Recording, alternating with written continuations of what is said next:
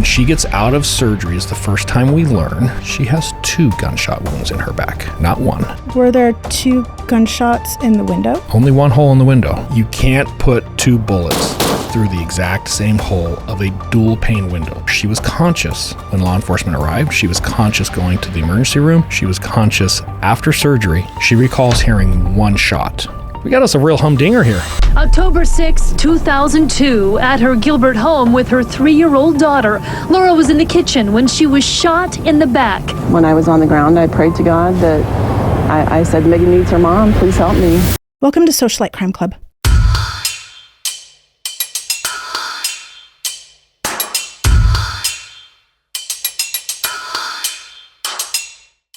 We're going way back in the archives for this case. Okay. 2002.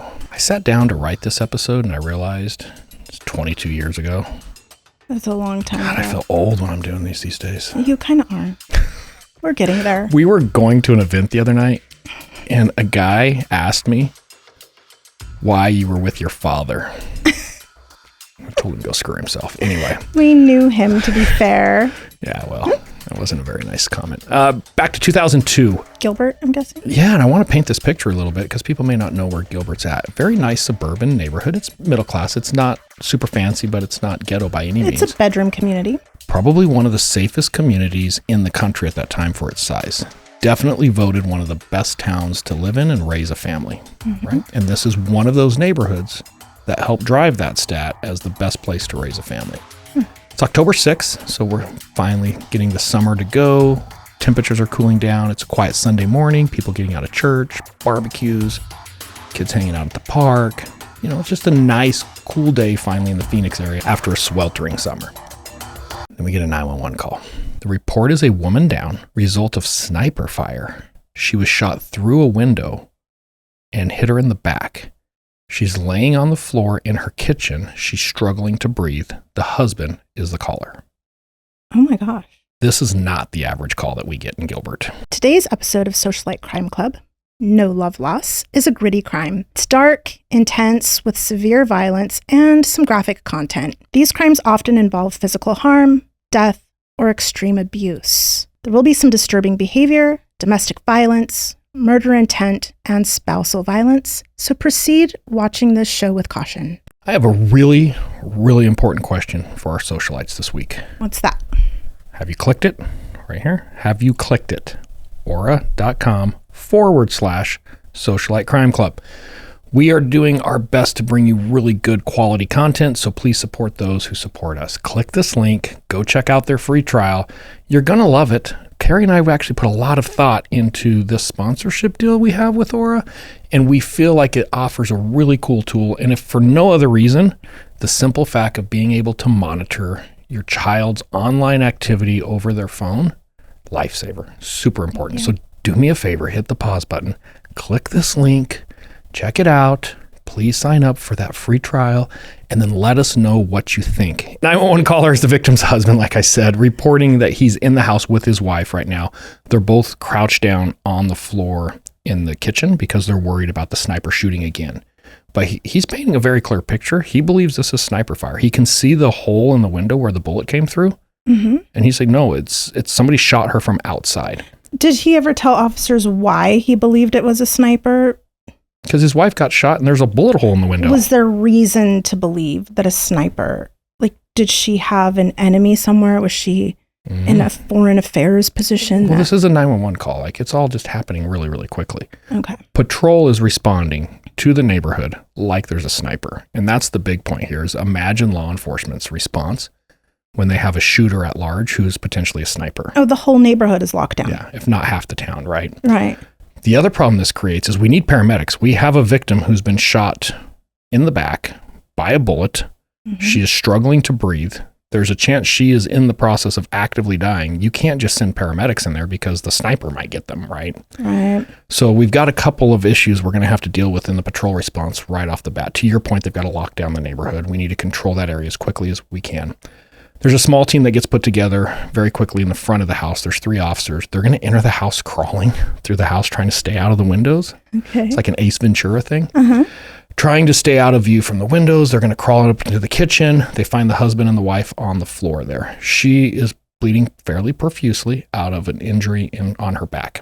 Oh, dear. She has a shirt on, but you can see there's holes in the shirt as well. And I've got to give it to the officers here a little bit. Very quick thinking. There's a folding card table, but more of a rectangular one than a square one. Mm-hmm. They fold the legs up, they turn it into a backboard. So they push it over to her, roll her on it, and then they push it on the floor, staying down low, out the front door to an area that they've kind of got cordoned off with a good security team. And that's where the fire department, the EMTs come in, just a snatch and grab. They just pick her up and go to get out of the scene. And is she conscious during all this? She is conscious the entire time. And there is some basic communication. I was just sitting at the kitchen table and I heard this gunshot and I felt this incredible pain in my back. But she's reporting, no, I was shot. And as soon as I went down on the ground, my husband came running in. He was in the garage working on something. So, I mean, she's giving a statement of what happened. Mm-hmm. Got a picture for you here. Okay. This is the front of the house, just kind of painting a picture a little bit here of what we're dealing with. Very typical Arizona landscape. Very typical community, right? And then you can see the table that I was talking about there. That's the white rectangle you see there with the legs folded up. And then all that other stuff is just some medical waste, some very quick treatment of stuff that... To stabilize her. Yeah, the EMTs had to use to get her somewhat stable, and then they just grab her and go. Most of the work's going to be done in the ambulance on the way there. Okay. There is a child in the house, three-year-old girl. She's asleep. She's taking a nap at this time. So she's still in the house, just taking her nap. Why are all of our child victims about the age of 3 lately? Yeah, right? Yeah. It's just a dangerous time. Yeah. So law enforcement goes back into the house. They get the 3-year-old and they get the dad and the daughter out of the house completely. They're going to go to the hospital. At this point, there's no indication that they're involved in any way. They are just part of the victim's family. Let them go to the hospital with the mom, right? Sure. And then there's a very long, drawn-out process of, we got to clear the scene. We've got to make sure the house is safe. Do we really have a sniper on the loose? Has a sniper fled? Like all that good stuff. So this is going to take a really long time to process. Mm-hmm. A little bit of legal stuff, because I've got a couple little tests I'm going to give our socialites this week. Oh, dear. And you're going to want to watch the YouTube side of this, by the way, because that's the test. You know they love tests. Yes, they do love tests. Legal stuff. The house is a crime scene. The suspect is unknown. It's the victim's house. And you would think the victim will cooperate, right? In this case, the victim absolutely will cooperate with this investigation. They want the shooter to be known. Do we need a search warrant to go in that house if it's the victim's house and the victim is cooperating with the investigation? Yes, you still should. Yeah, absolutely. This could become a homicide. We never work homicide cases on consent, period. Our entire case is hinged on that. Mm-hmm. We're going to dot the I's and cross the T's. Because a spouse is always a suspect. Yeah. Patrol can enter the house for life-saving and scene clearing. And what I mean by that, there's nothing wrong with patrol running right in, treating her, getting her out of there, getting the 3-year-old out of there, making sure there's nobody else in the house. But once that's done, police cannot go back in that house. We have to have a search warrant. So a lot of times when we have to articulate, hey, what is it that you saw when you're in the house?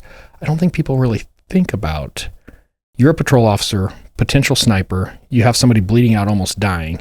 You're crawling through this house trying to get to the victim to just get them out there so hopefully that they live. And keep yourself alive. Right. How much are you really observing about the crime scene? Your stress level's high, you're trying to perform this other task. You're not just lollygagging around taking in the scenery, right? Right. And I think a lot of people don't give law enforcement credit that when they come out of a house like that and they have to articulate what they saw or didn't see, a lot of mistakes can be made. And it's not because they're not competent officers or they're not doing their job.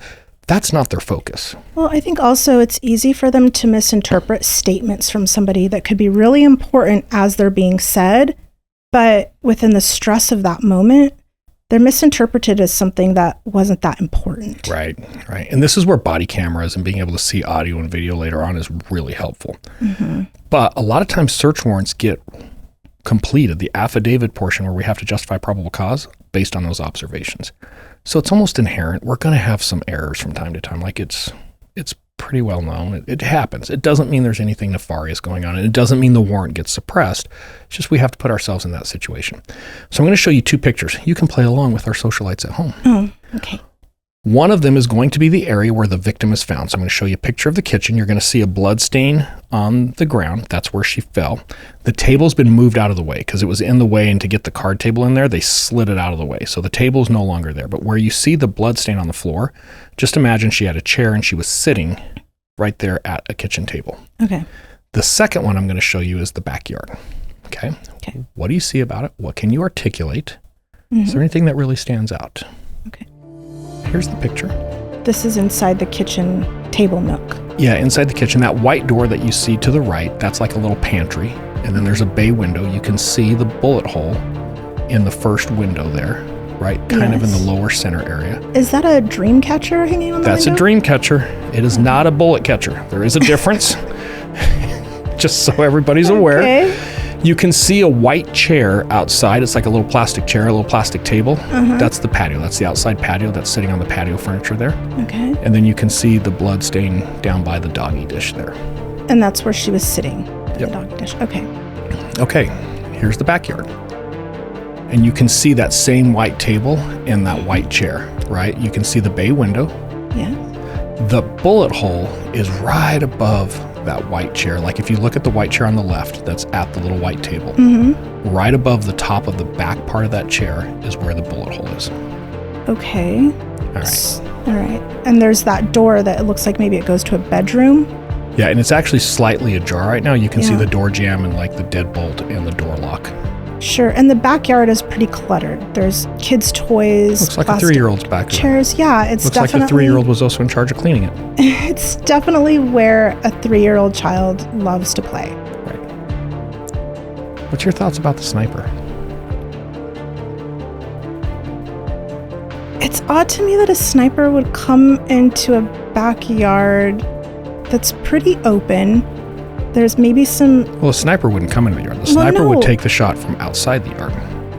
I can't see where the bullet would have come into the window from that angle, where that door that I mentioned was. Right? No, that's perfect. The trajectory is not falling in line here. It's a little suspicious, right? Okay. And the reason I'm showing that, I'm going to go back to both of those, is I hope people are seeing, when you look where that bullet is, that you see the light on the porch? Just to the left of that light is that door you're talking about. You can see the reflection of it. Yeah, so it's hard to imagine this shot coming in from outside the yard or at the edge of the yard, right? Right. This isn't caught initially, and you can't fault the officers, and that's why I wanted to show this. Things can change dramatically in a second when detectives come into a scene very calm, very collective, in a secure environment, opposed to officers having to crawl around on the floor trying not to get shot while saving somebody's life. Right. Well, by the time detectives get on the scene, you kind of have all the time in the world to Right. slow things down. Right. Yeah. But understand, a lot of the initial investigations get based on those quick observations under extreme stress. And this was one of those cases where when I backed up and I looked at the entire case as a whole, I used to use this case a lot to teach bullet trajectory, and we're going to get into this a little bit. I always was really critical to the patrol officers of like, how do you not see that? And it even took me a little bit of self-checking myself to be like, hey, being a little judgmental here, put yourself in their position where you legitimately at that point, you've got to go with what you're being told. You're crawling around the ground because you're trying not to get shot in the head while you're saving a victim who's literally bleeding out in front of you. Right. So I want to make sure I pass that education that I had to eat the hard way, a little piece of humble pie, on to our listeners, that there's a lot going on in these initial calls. And oftentimes they're trying to get reports done immediately before they go home because they know they're going to be stacked up with more the next day. So to finish all the other reports and that same one that they had before their end of their shift, they're literally just documenting things as they remembered it in a factual way to get it on paper. Yeah. Let's talk a little bit about our victim here. She is alive. They immediately take her to surgery. She's going to get a massive cut along her side. And I have a picture here that we'll show in a little bit. Okay. That was them trying to get to the projectiles. And I did say projectiles. We'll get there. Obviously, there's really critical evidence that could potentially be found in these surgeries. So when we know that we're trying to recover a bullet or something else and it's a medical procedure, we will get detectives to the hospital. They'll be on standby there. Sometimes they're in the emergency room when some of this is going down. So we need to have good communication with the medical doctors, because at the end of the day, That's evidence. And if we can get it, we need to make sure we have a clear line of custody and all of that good stuff. When she gets out of surgery is the first time we learn she has 2 gunshot wounds in her back, not 1. Oh, were there 2 gunshots in the window? Nope. Only 1 hole in the window. Oh, that's weird. Okay. And remember, she was conscious when law enforcement arrived. She was conscious going to the emergency room. She was conscious after surgery. She recalls hearing 1 shot. Does she say if they have any firearms in the house? She's not aware of any. Okay. Just kind of weird. We're going to get to this. The other thing that's really important is because she's conscious, she's able to give us a little bit more detail about how this went down. And she was working on bills. You know what's worse than working on bills? Getting shot in the back. While working on bills. Yeah. And then again, I think about that. There's a handful of times I've sat down to pay the bills and I just want somebody to shoot me. Like, please send me a sniper. Anyway, she was sitting at the kitchen table working on bills, and the way she was positioned, her back was to that bay window. So she was perfectly squared up to that window where the center of her back was lined up right. She wouldn't see anyone coming behind her. No, absolutely not. The husband was out in the garage working on stuff. He was just tinkering in the garage when this happened. And she reports, no, I know he was in the garage. I heard him come out of the garage. How far away from the garage is it to the kitchen? 30, 40 feet, maybe from the door to the kitchen. It comes out of the kitchen into a living room, and then off to the side, there's like a little laundry room hallway, and it's right off the laundry room there. Okay. So he heard the gunshot, came running in there, and just immediately called 911. Correct. And this is consistent with her initial statements. The time it took him to get to her after hearing the gunshot was appropriate. There's no, like he showed up 5 minutes later. Oh, sure. Wow, There's nothing dear. suspicious about when he showed up. Not at this point. And was he genuinely concerned when he found her? Absolutely. Okay. Absolutely. Got a picture here for you. This is her back. It's really close to her spine. Mm-hmm. The staples you see there, that's part of a much larger cut that actually extends all the way over her rib cage and then back to like the front of her chest. So you're kind of looking at a cut that comes around her side. Okay. Then we have the 2 bullet holes here. And there is no doubt if anybody has any type of bullet reconstruction, bullet trajectory training, when the bullet is fired, there's the soot from the burning powder. And that soot from prior shots, from this shot, the barrel can always be a little dirty. All of these different things contribute to the fact that you have a very hot metal projectile that has soot around it. And when that metal projectile pierces the skin, it rubs off some of that soot to the skin. And you get these perfect little circles of these black rings you're seeing there. Mm-hmm. Some of it is actually, depending on how close the round is and what kind of round, some of it is actually still hot enough that it burns the skin. So it's almost can be like a little tattoo. But it's also this soot. So even after surgery, where she's had this irrigated and they've cleaned it out with whatever solution they're using, it's still burned. You can still see these black rings. These are telltale signs of entry wounds. You only get them with entry wounds. Did she have any exit wounds? No exits. Both projectiles are lodged inside of her. Not only that, this is going to sound terrible. Mm-hmm. They're lodged in her spinal column area. And because of that, they can't remove them. And she is going to live. She's not going to die. And this is one of those cases that it challenges the investigations. And I hate to be the one to say this, but it is so true. It's much easier to recover evidence in dead victims than alive victims. Mm-hmm. This is really going to challenge the initial investigation because we can't just pull the projectiles right on out. Is this skin hanging from her back or what? It's a little bit of fat because of the heat and the trauma that the bullet creates. It's actually very common to see little fat deposits, especially after it's been irrigated and cleaned up a little bit. You'll get even on, it has nothing to do with the person's size. Even you can have a 6% body fat and you can still have little pieces of fat like this involved. Okay. I'm dating myself too, but you can see this was taken with 35 millimeter film because I had to use a Kodak? color. Yeah, I had to use a color chart. Okay, so now that we see that, this is interesting. So we finally get the search warrant. We know when we get the search warrant, we have a victim with 2 shots in her back. Back up a little bit, I'll show you some crime scene photos here. Here's the overall of the house. You can see the little cars parked there. Regular family, right? They got the family van. Mm-hmm. This is an Odyssey. Yeah, pretty standard Gilbert house. Backyard again with the window. Mm-hmm. And to your point earlier, if you stand in that bay window on the inside where that blood stain was at and you look through the bullet hole, it points right to that door that's open there. Right above the black barbecue, you can see the little hose reel and then like a broom or something. Yeah. It's that door right there. And did you say, what room is that at that door? That is the master bedroom. Oh. The other thing that's important to realize here is we have a double pane window. So the bullet has to pass through 2 panes of glass, not just one. When we get a double pane window, we can determine trajectory much better, right? 1 pane, you get that 3-dimensional thing. You have 1 point to measure. It's hard to determine, especially if enough of the glass is broken out. Yeah. You know, the bullet could have hit the window at a 30, 45 degree angle, and it may look the same as hitting at a 90. With a dual pane window, you can actually look and see like, okay, this bullet is really close to a 90 degree impact angle. Okay. So again, if we go back to look out, you can see that bullet hole. And what I'm saying here, and we do this a lot later, this was still pretty early technology-wise, but they make these really cool lasers that you can mount on a tripod. And then you can start to slowly move that laser around on the tripod to line it up to the holes in the dual pane window. And it'll show you the trajectory, basically, as long as you got 2 points. Well, and oftentimes when you have a dead victim, you can use rods to look at the trajectory of the bullet in a dead victim.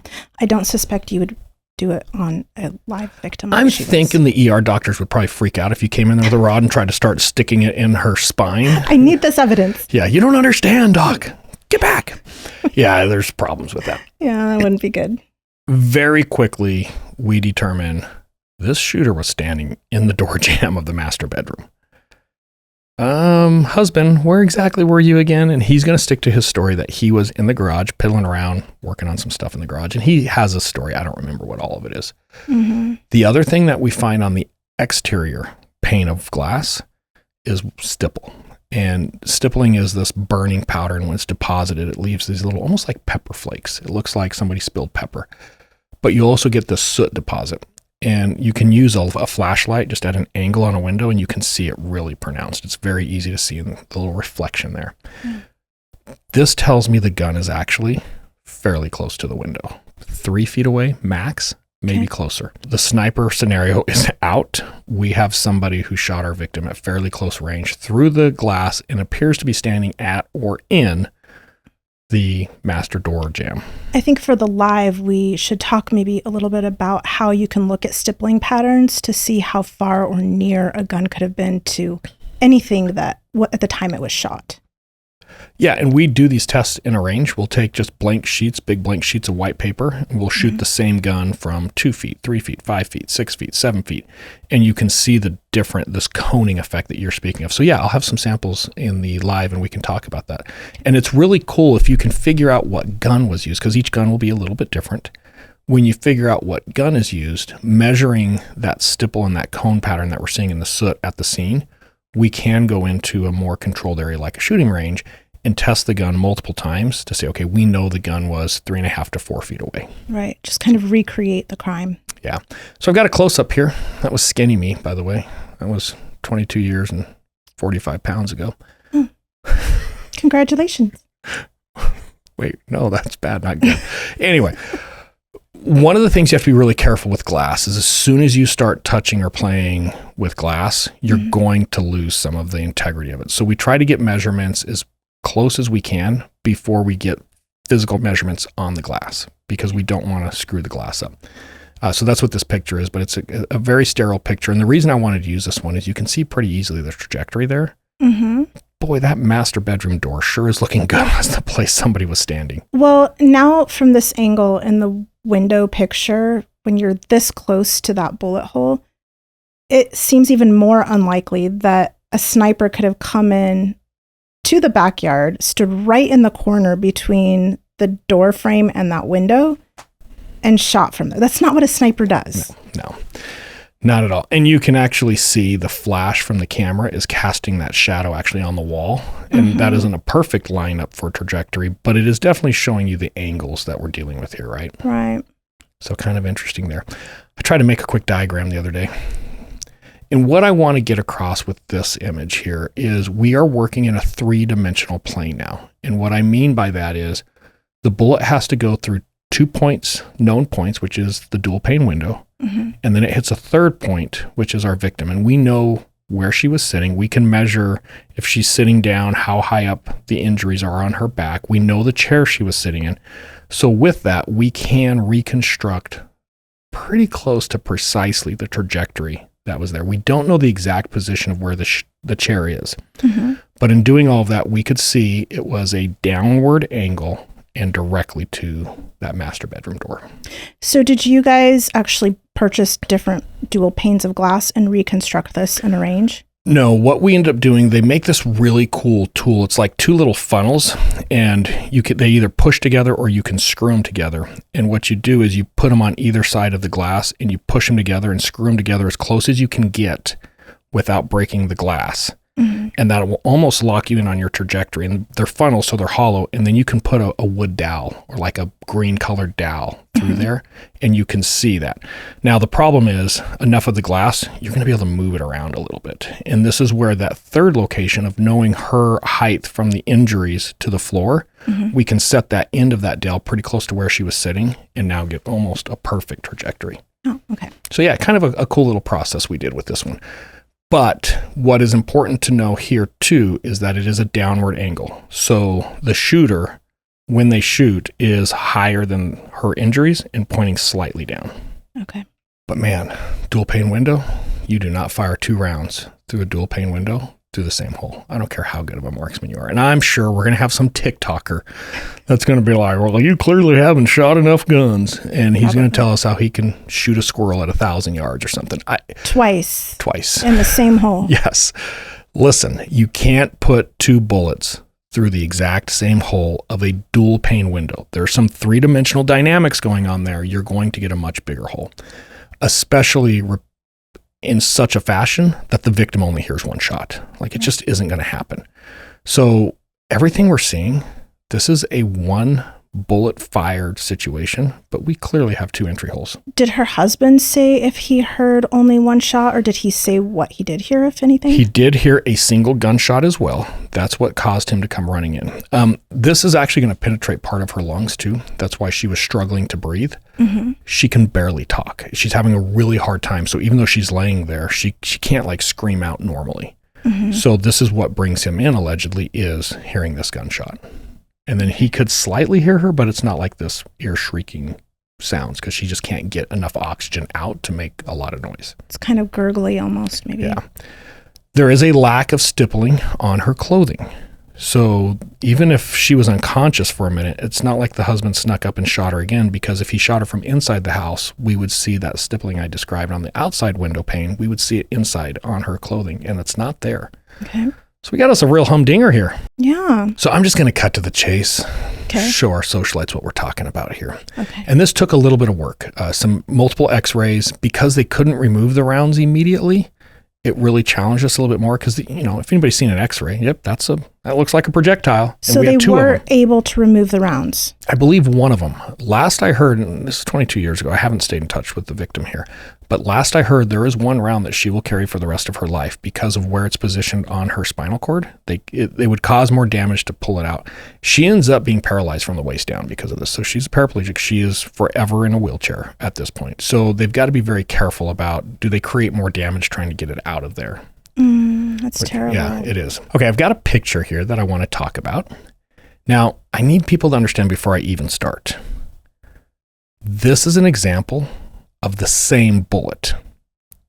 The picture on the left is what the bullet looks like before it is fired. When it's setting in the casing, loaded in the barrel of the gun, that's what the bullet looks like, kind of the gold-colored one on the left. Just the shiny round that you load into a magazine. Yep.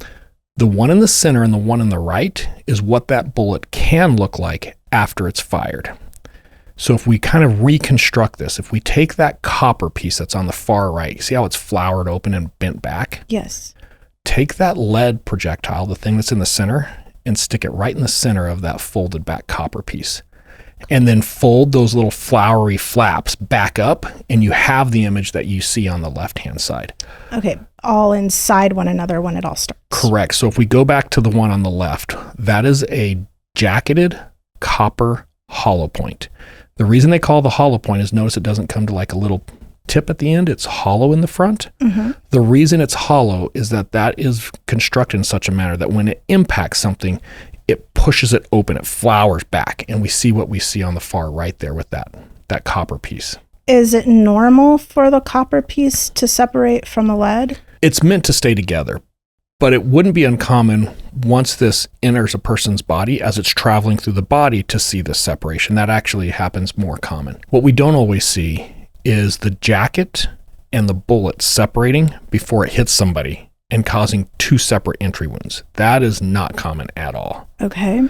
So what happens in this case is when that image that you see on the left is fired from the gun, it hits the glass, the bullet does exactly what it was engineered to do. It's going to start flowering open to create as much damage as possible. But then it hit the second pane of glass. Hits the second pane of glass, flowers a little bit more, and now that lead projectile with all the weight and mass is starting to separate from that copper jacket. And they both entered her back. They'll slightly deviate past at that point, and they both end up impacting her back, which is why we see two distinct entry wounds.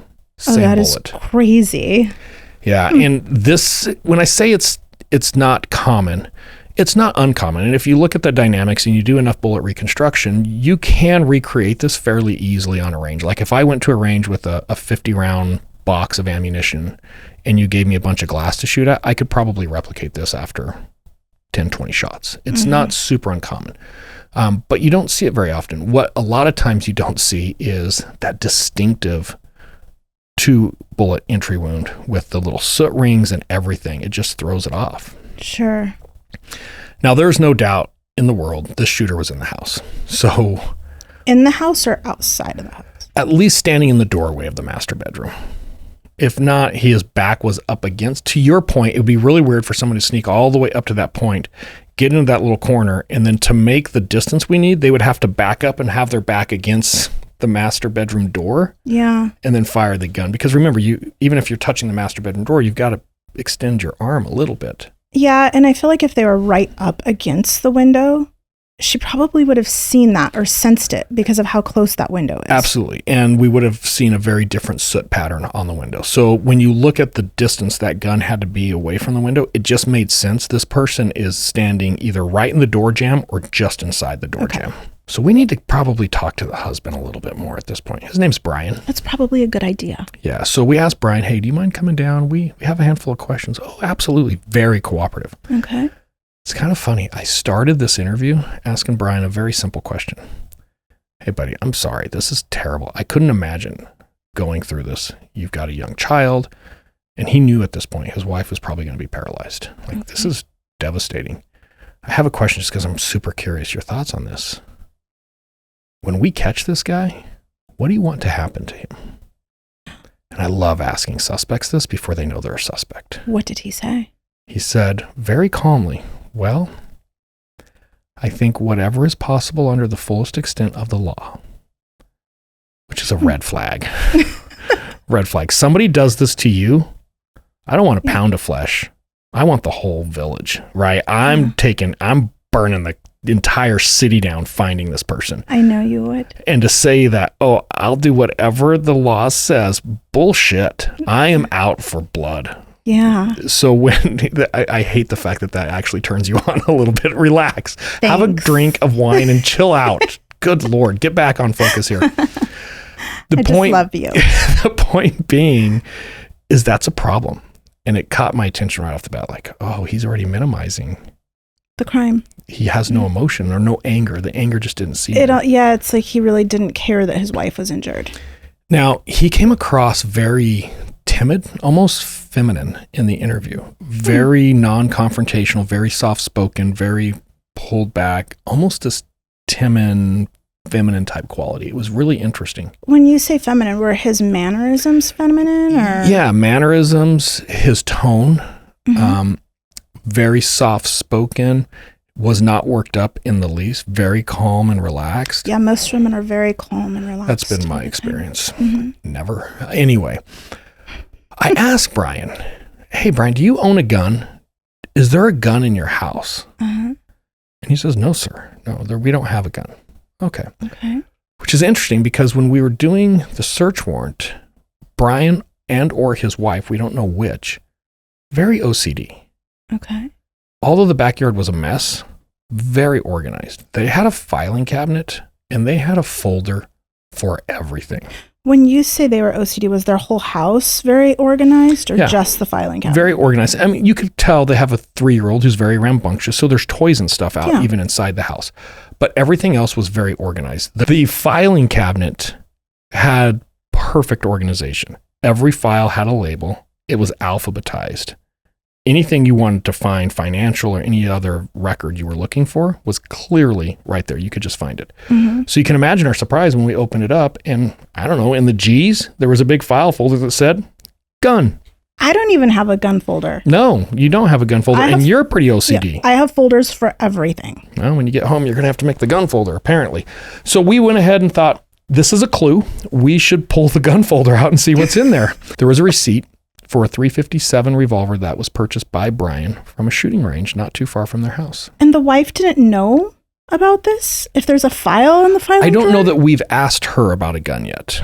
Oh, Because remember, she's in surgery. She's there. This is our first real interview with Brian. He was the one who was like, no, I don't have a gun. In addition to the gun, he bought a case 50 rounds of jacketed hollow points. All on the receipt there. The date, a couple months ago.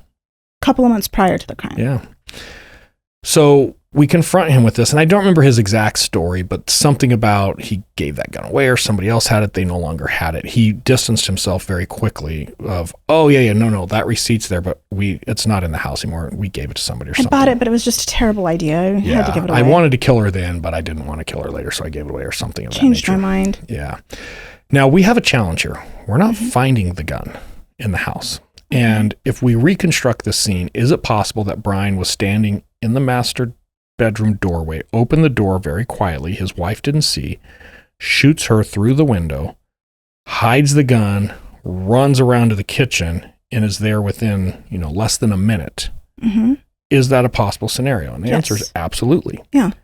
But if we can't find the gun and we've controlled the scene since that moment that he ran to his wife, we have a problem. Yeah. Because where else could he hide the gun in 60 to 90 seconds, right? So how long from the point of detectives actually responding was there a search warrant written? Like, was he ever alone in the house? No. If he was with his wife next to her when he called 911, he never left her side. And like I said, this is maybe 60 to 90 seconds after the shooting.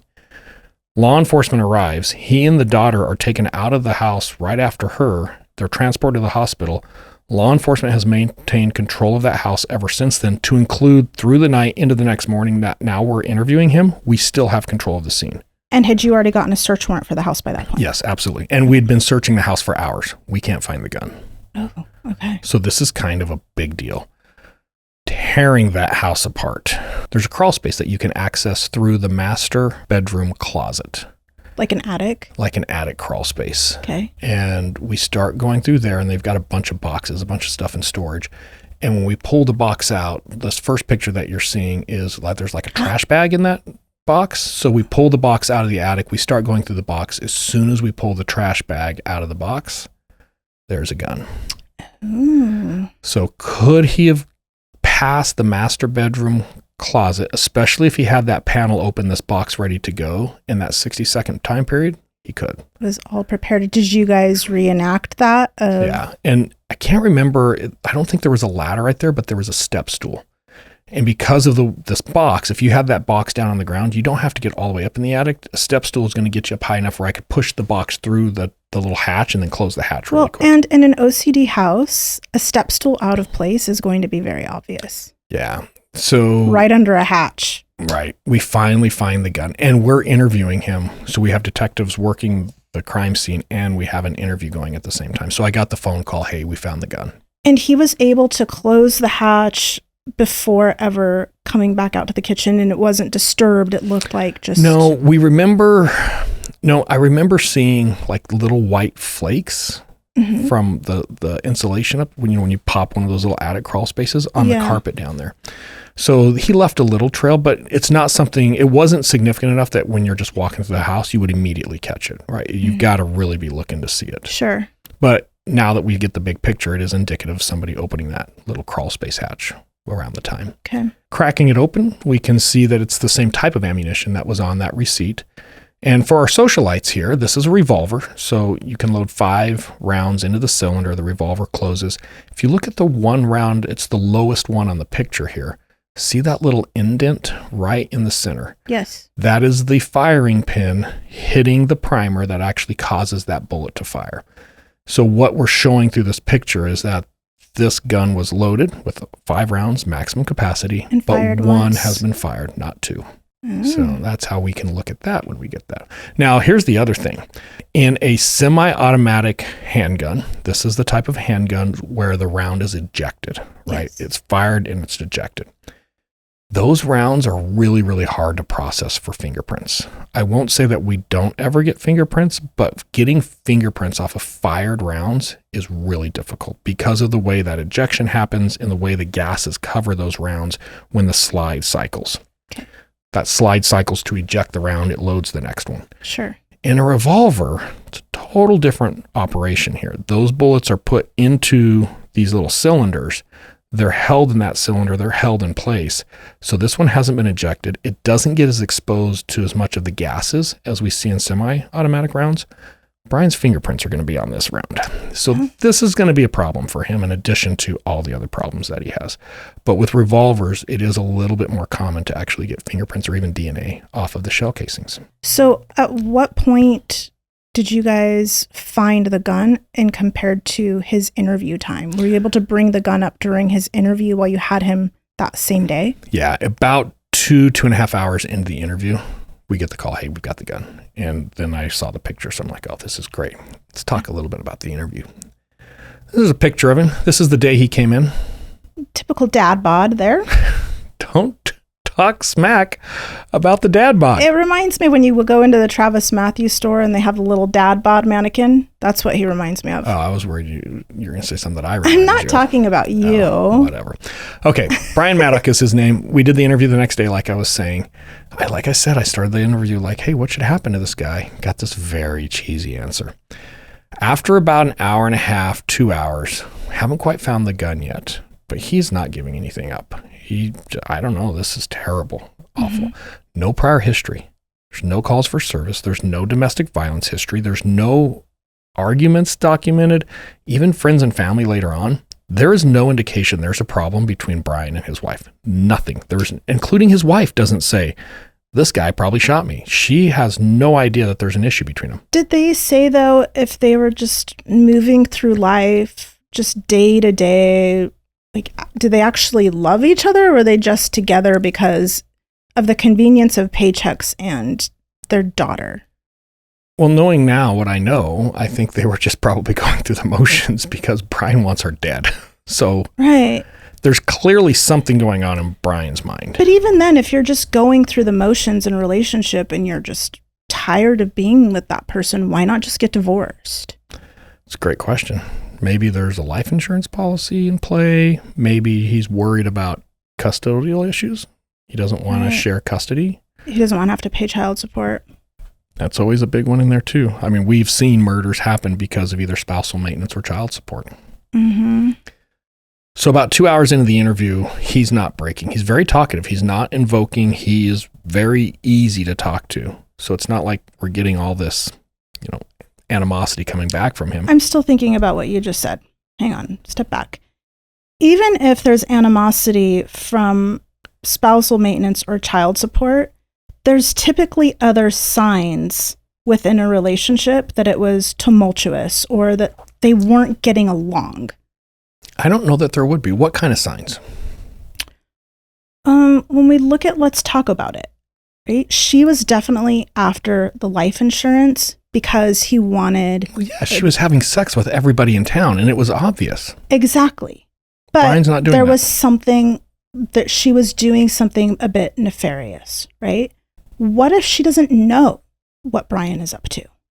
I have a theory that I'll get to later. You're putting me in a tough spot because I can't prove it, so I'm totally hypothesizing, and I'm probably going to get sued now. Mm-hmm. But I think Brian has maybe a hidden life that he doesn't want to reveal. Okay. And, see, this would make a lot more sense. Well, no, this would just make me more right is all. That there's no animosity. Right. They're not hating each other. Brian doesn't necessarily despise his wife. He just prefers this other lifestyle more. And she is simply a roadblock that's preventing him from maybe exploring that lifestyle further. And did she ever say that she might have known about this or sensed it? She is complete shock that he would have anything to do with this. And what kind of information did you find that Let me tell you led something. you to believe he might have been in this different lifestyle? I hate how much you're doubting that there's a sign, because I know it's hard for you to think there's no way she wouldn't have seen this coming.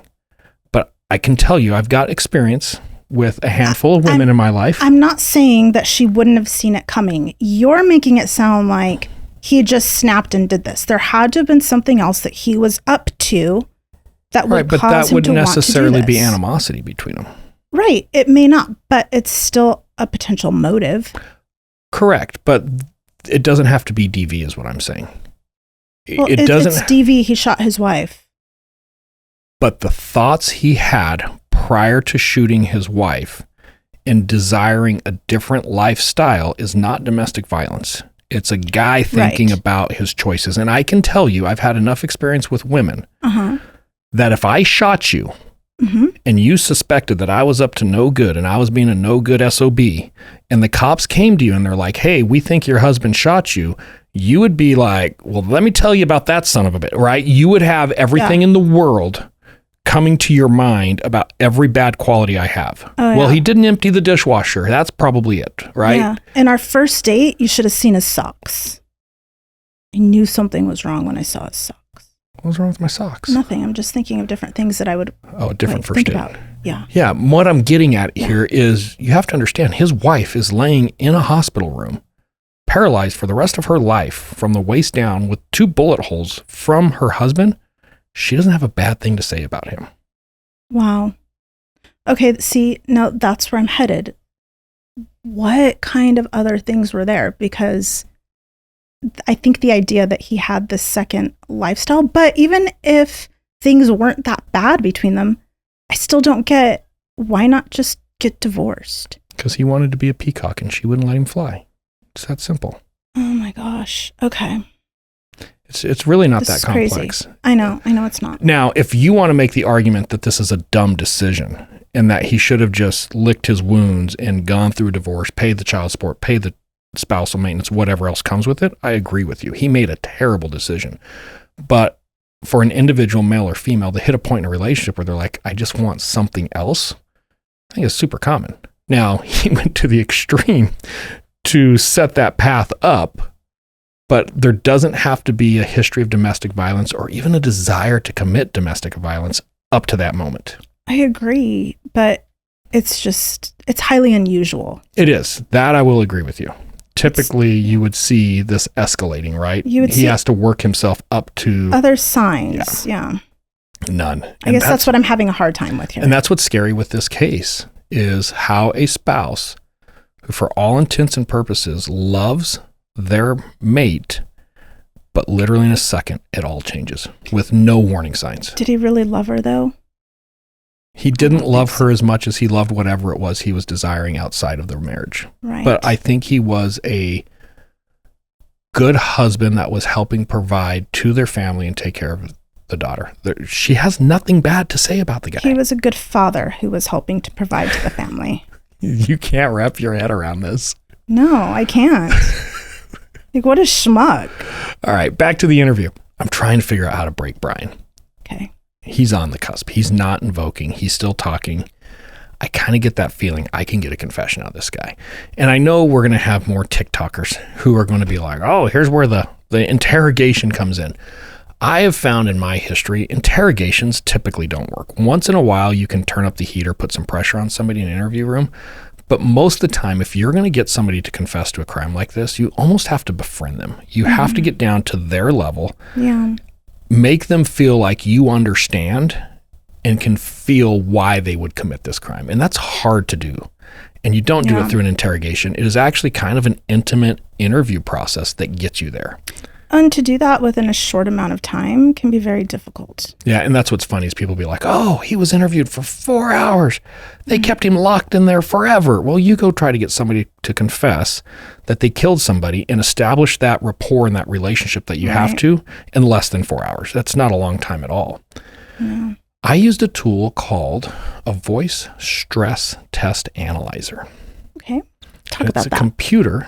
Just hook it up. It's a little microphone that goes on their little Pell. The idea is when you're answering questions and you're lying or being deceptive, your voice will very slightly have some changes in it because it causes you tense moments when you're lying. Right. And that tension within your vocal cords and other things will actually make a measurable difference that if you have the right equipment, you can measure these. Mm-hmm. I can hear that a lot in people. I used to be able to sense that in my kids, though. You're a human lie detector. Yeah, I know. I think I've said in another episode that human lie detectors don't exist, but I'm glad you felt that way. You probably just had that mother sense different. I didn't have the mommy sense with him, so I had to use the VSA. But here's the thing. I can hear that when I listen to jail calls or when somebody's being spoken to on the phone. There's what's the Serial episode? I feel that way with the Serial episode when she's talking to the kid on the phone while he's in jail.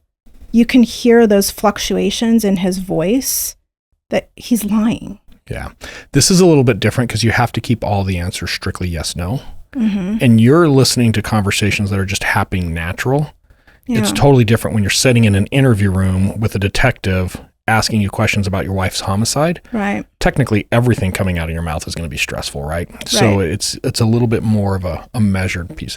It is not court admissible. There's a lot of people who say that they're total bullshit, that they don't even work. I also think they can't be used because a lot of people are very good at controlling their voice. Right. And they can overcome a voice stress test or a lie detector.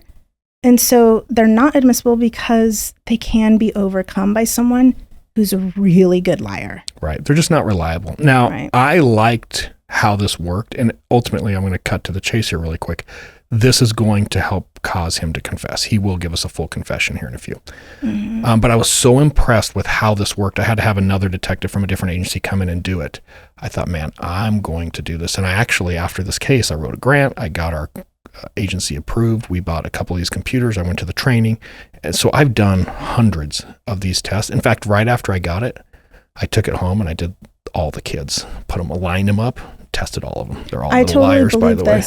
I think what might be fun for our socialites to know is that when Cy and I first started dating and we started living together and we would get in little arguments or spats, I don't remember that. you would interview me. Like you would sit down and you would treat our arguments like a suspect interview. And I actually had to tell you, I am not a suspect. Do not ask me questions like that. And then one of your daughters actually jumped in and she said, yeah, Dad, you do that. If I'm remembering a handful of those conversations, you were suspect. No, I wasn't. Oh, you totally were. No. You were being a little shit, and I was on to you. You liked to ask me questions in such a way that they would pigeonhole me into some kind of specific answer that you wanted me to give to you. That is what we call a good interview. I don't know what you're not catching here. They were not dual-sided conversations. Well, that's because you were wrong. I caught you. You are so wrong. Oh my gosh. Anyway, back to what's important. When we do the interview, he is starting to admit to details, but he's not giving the whole thing yet. And what was happening there, very similar to some of our early arguments, he was having a hard time justifying why he did what he did. So as a good interviewer, what you have to do at that point is you have to treat that conversation like an interview. You have to get down to the other person's level and make them feel accepted no matter how wrong they might have been. And when you do that, and as soon as that person feels like, oh, he gets me, she will admit why she was, he will admit why he did what he did. You're such a jerk. The problem is you've only just come around to actually identifying my feelings as being valid to some of the things that you say or do. Anyway, let's and get back to the case. we get along much better these days. I'm trying to give him that avenue of justification. Why would you do this to your wife? Uh-huh. So an interview technique is to start giving little carrots of things that somebody would feel justified by doing what they did. and I throw out, hey, is there any concerns you have with her interactions with your daughter? Like, has there ever been child abuse? Do you feel like she's appropriate with her? And boom, he latched onto it immediately. Changed his entire story, and he confesses to attempting to kill her because she was overly abusive with their daughter. And he felt the only way that he could protect his daughter was to kill her. Of course, did he say why she was overly abusive? Just physically. She was very physically abusive. Now, no history. The daughter doesn't report anything. He never calls law enforcement. He doesn't call for any resources. He never tells anybody about this. So, was there a forensic interview done with the child? There was. And even if you believe Brian at this point, why would you escalate from my wife is abusive with our daughter to I have to shoot her in the back before you even make a single phone call to law enforcement? There's no medical history of any abuse or bruises. There's a lot of photos in their past. There's no history of crazy bruises or something they can't explain. So he latches to it in the moment to justify it, but he feels like he can confess to the crime in a valid way if he's fighting for his daughter, right? Right. So yeah, you probably recognize that technique because it does work. And I believe I have used it on you. He at this point is actually not even going to fight this charge. So he's going to get arrested for attempted murder. Pleads guilty immediately. So this happened in October of 2002. He has accepted a plea deal and is on his way to prison by April of 2003. It's 6 months. People may not realize, but committing a crime, taking a plea deal, being in prison within a 6-month period, that's fast. That doesn't happen very often. So he doesn't even fight it. He just completely concedes. Now, he's sentenced to 19 years. Okay. But he's a model prisoner. So he is only going to do 16 years, and then he'll be paroled for the attempted murder. And yeah, let's look at these two pictures. So here he is in 2002. Yeah. The morning of the interview. So this is the day after he shot his wife. And then here he is roughly 16 years later. He doesn't even look like the same person. No, he doesn't. I'm going to say this is one of the few times I'm looking at prison photos and I'm thinking, prison looks good on him. Like this may have been a good thing for him to go through. Yeah, he worked out some probably. The smirk. Probably wasn't eating as much. Right. Have a great week, socialites, and stay safe. And he gets out and he looks at me and he's like, you're going to get us killed. I thought, oh shit. I was a dumb homicide sergeant in the valley. Did you kind of wish that you still had your rape whistle? Things got real very quickly. I ran as fast as I could.